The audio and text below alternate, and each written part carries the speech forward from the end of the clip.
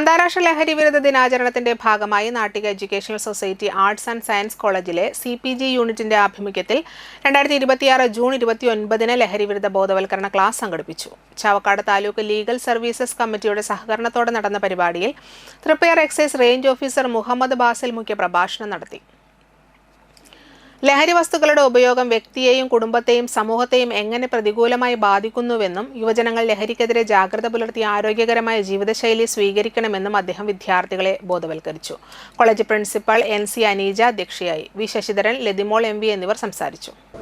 Social media, സിനിമകൾ, ഇതിൽ നിന്ന് നല്ലത് ചീത്തയത് എന്നുള്ളത് മനസ്സിലാക്കി നല്ലത് തിരഞ്ഞെടുക്കണം. രണ്ടാമത് പറഞ്ഞത് വീട്ടിൽ സംസാരിക്കണം. മൂന്നാമത് പറഞ്ഞത് പുറത്തു നിന്ന് കിട്ടിയാലും വാങ്ങിച്ച് കഴിക്കരുത്. നാലാമത് പറഞ്ഞത് പാട്ടുകൾ കേൾക്കണം.